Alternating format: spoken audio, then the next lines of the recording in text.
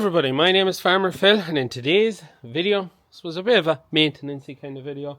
First things up first, we're going to get the straw blower back going and back into the farm to have it out of the way, because Mother wants out here washed and tidied, so I want to get this out of the way. So went through town, I picked up some new pipes. So what was wrong with the straw blower we seen on the last day?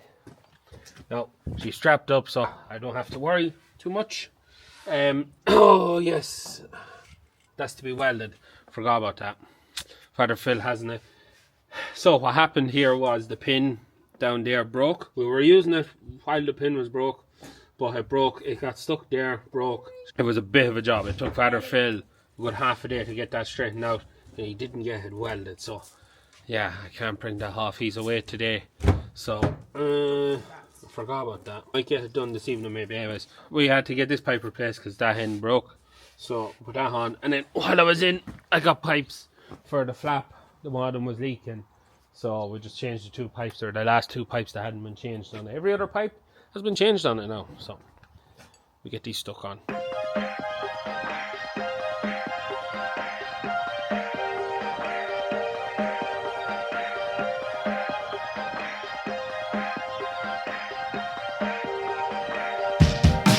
Father Phil is just here now welding up the, look away, just welding up that bracket so we can get the straw blower pipe back on and get her away. So not too much. Are you bracing it a bit then when you have that poop? Yeah. So you add a bit of strength to it then as well, just to try and stop it from happening again. So probably won't happen the next time. I'm putting in a slightly smaller bolt. Aye, the bolt would break rather than. Aye, the whole season. Yeah.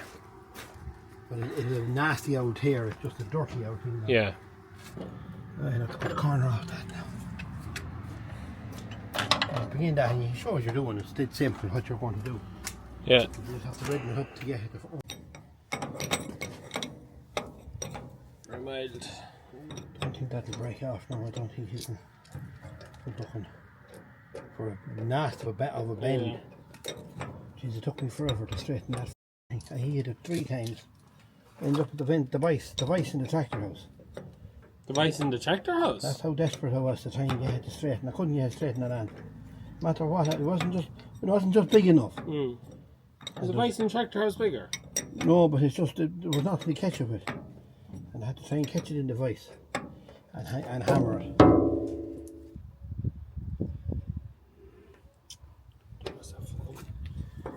Those grass turns now.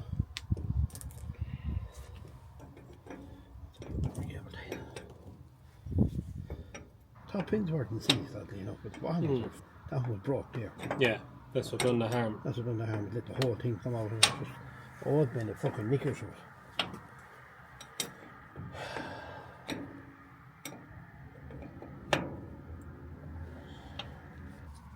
Right, one cable time maybe.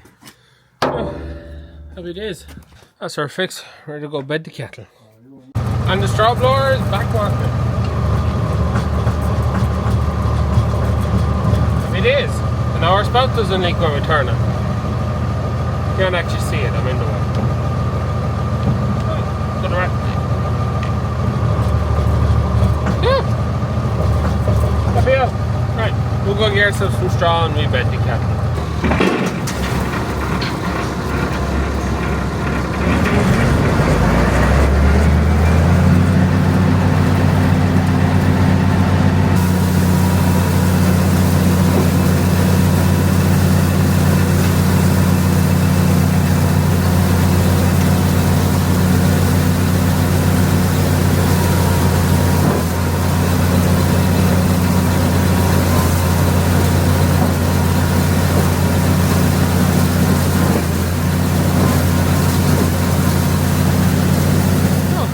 It was coming out. Yes, if you're wondering, Liv was driving a Suzuki Jimny. She had a Golf, so she traded it in and bought a Suzuki Jimny, and she loves it. It's like driving a go-kart, and it's just big enough to put a 40-gallon drinker and a roll of half-inch piping in the back of it, and nothing else. Anyways, so yeah, got my haircut this morning for Christmas. we're going to go in now and look at Father Phil's pusher, inner, tinger, majigger, or a wheel. I like to call it pusher, inner, tinger, majigger, but it's just a wheel. I like that name. Anyways, just something if you're looking for a handy thing to win. I filmed a challenge series with Lonit, with Danny Mullins there, must be 3 weeks ago or that. We've done bowling, Christmas quiz and go-karting, and them videos they're putting up over the Christmas period, and they're doing a giveaway under every video, and they're giving, I think they're giving away 10 prizes, and there's not a lot of comments under them. So if you want to go and see what we got up to, or if you want to get yourself entered for a handy prize, I think they're doing signed Farmer Phil merch, or €50 voucher, or something signed from Danny Mullins, the jockey. All you gotta do is head over to one of them videos, one on Instagram anyways, and just like all 4 accounts, comment underneath, and you're in with winning a prize. You get pick whichever one you want. Yes, right, where is pusher, inner, tinger, majigger? It only goes on the small telly. Where is it? Oh, it's down here. So we'll go look at this before we put it on and use it. And here it is. So he took the old brackets off the Pro Dig shear bucket. If anyone's actually looking for a shear bucket, give me a shout because he's selling it. But took the brackets off that, welded up the frame, welded up the, just to show you how thick the steel is in it. It's 12mm thick steel is what he put into this. So it is quite heavy, but should not twist. 60mm shaft with bearings, then running down so the whole shaft spins. Theory behind that was, rather than having the wheel spinning independent of the shaft, to have the shaft spinning as well. And his theory was that if the shaft is spinning, it shouldn't get bent if it comes under any pressure, because it'll just roll. I bolted onto a heavy old tyre. I don't know what that tyre was off. Just one of the tyres off the silage strip, but a right heavy one at that. And then swivel in the centre, so swivels left and right, so you can do either side. And if you're wondering why is it sitting on top of the bagging bucket, and that's because I'll show you after. We'll put it on, we'll use it. But the one thing that annoys me about it, other than that, got a great job done now. And if you're wondering, because he told me how much it cost him between steel, bearings, shaft, discs, cutting discs, welding rods and everything, €450 is what it cost him to make that. And he's very happy with something Father Phil has been meaning to do in a long time. We did have an old one that broke our hearts. It was a single one you put on a fork, and it wasn't wide enough, and it had spin round as soon as you hit any quantity of stuff. But this is superior job now. We're going to put on the small telly and we'll use it, and then I'll show you why it's left like that after. The brackets on it are too small for the big telly, so one man and his dog. I don't know how Alfie sits there the whole time.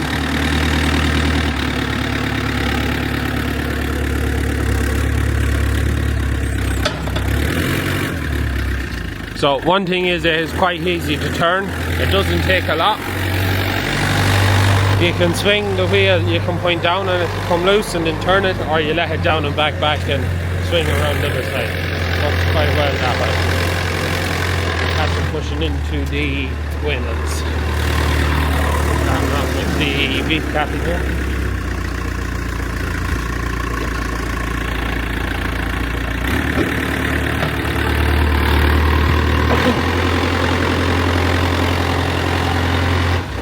All honesty, doesn't work that terribly well in that shed because you don't have a length of barrier to push it along.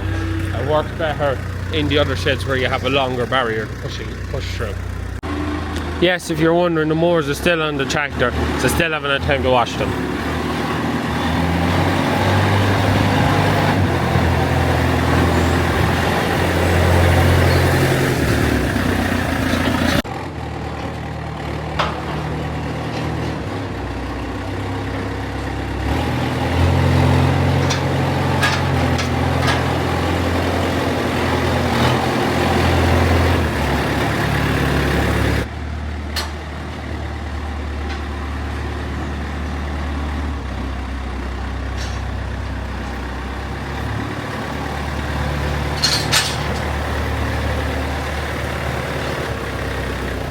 So there's one more shed to push into.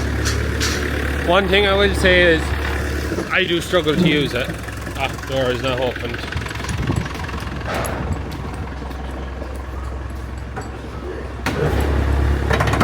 Tight the door.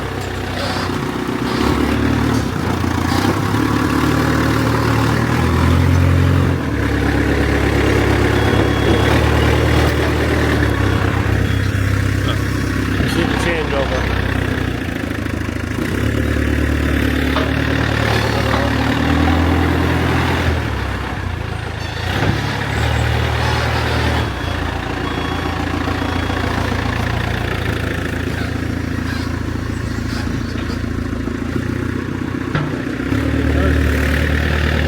So, what I was going to say was, I do struggle to use it. I'm just too institutionalised to a bucket and forward and back. Better Phil uses it, and Liv uses it. One thing though, with that shed in particular, we still need to use the bucket to push in what we leave out for the cattle. And then also, with that, it kind of pushes a bit of stuff to the back, so it takes the bucket to bring that back out to the front when you feed them every day. So, but apart from that, it seems to be working quite well. I had cattle out in the yard yesterday, so back open all the gates. We'll show you when he takes it off. If he takes it off, not again something, you'll see why. The only downside that I see to it. But yeah, other than that, he done it. He got his pusher in there, thingamajigger, his wheel finished, made and working.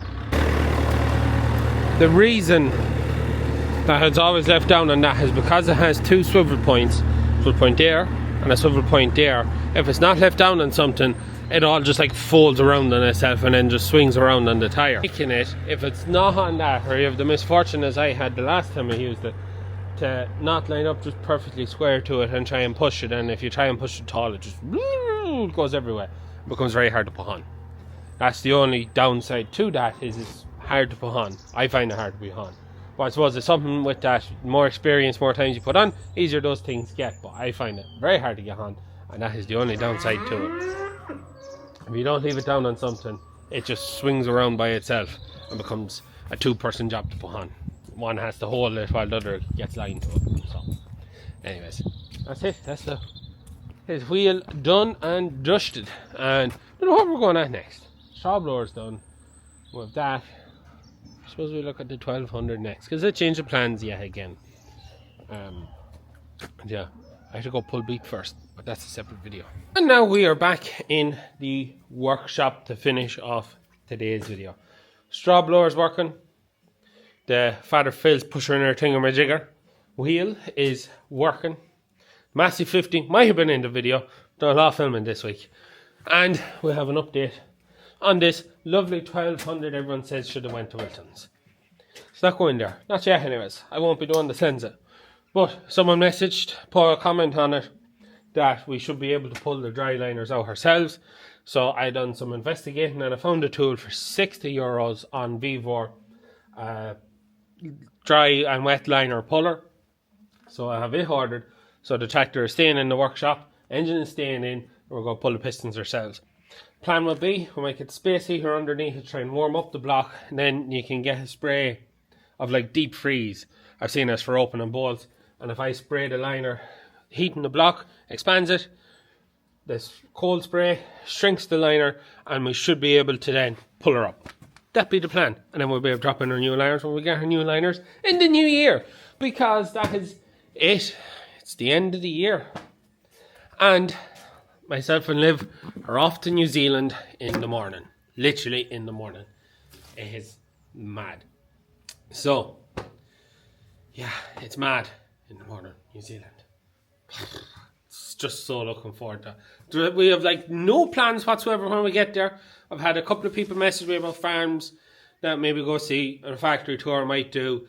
But apart from that, like, there's just no plans to just go out there and see what happens. It'd be great to catch up with Rory and Kate that were here with us in 2023. We're going out to see them, so brilliant. We're there for 3.5 weeks, so we won't be back to like the 23rd or 24th. And yes, you may be wondering, I won't be here for the start of the slurry season, and Bro is taking over the pipes. He was trained in the back end. We didn't do any filming of it, but I got him trained in. Pipes is ready to rock and roll. busted me hole trying to get that done, and he's taken over, so he'll do the first week's breading before he goes back to college. So keep the show on the road. So yeah, there probably won't be a video on Wednesday because we'll still be in transit. Whether we get time to do it on the layover or not, I don't know. We will be filming when we're out there. Not sure what I'll film. I might film if we visit any farms, or I might just film like a travel vlog. I have no idea. We'll make it up as we go along. Cameras will be brought anyways, and we will see. But it's the end of the day. Hope everyone has had a merry and happy Christmas, and wishing you all the best for the new year, because we have a few videos made and they'll be going up next week. We have our Charlie heifer calved. We'll visit my granny and granddad again to have an look round and some of the tractors that they have. We've planted the garlic. We've done a good few bits. There'll be a couple of videos and then hopefully some videos. So things could be a little bit sporadic as we try and figure out time zones and stuff. But we'll have a lot of videos while we are away. Hope everyone has had a merry and happy Christmas. Hope everyone has a happy new year. And may everything you want to have happen next year happen. And hopefully, please God, we all get to the other end of it. Another year behind us and everyone in good health and order. So yes, a big thank you to everyone who supported the channel and supported us through the farm shop, whether you were at our pumpkin, sunflowers, or maize, or you bought stuff online. Massive thank you to you all, because we're pouring a heap of stuff inside trying to get that done, and hopefully next year we'll be a bit further on and we'll have a few more bits on that. And it's been a great year. Beef prices perfect, weather pretty good, grain prices maybe not so much, but it's been a pretty good year and everything has went quite well, and we've done a lot of very, very nice things throughout the year. And just again, massive thank you to everyone who supports us, because we couldn't do it if it wasn't for ye. And I've probably ranted on enough now, so I'm going to leave it at that for today's video. I hope you enjoyed it. Probably be next Sunday before there'll be another video, unless we have enough time in the layover, but we'll wait and see on that one. And yeah, happy out. Anyways, that's it for me. Please like and subscribe to the channel. Videos every Wednesday and Sunday, provided I can figure out time zones and whatnot. And we will catch up with you when we come back in January. Literally missing the whole month of January. It's mad. Can't wait. Anyways, that's it for me. Good luck.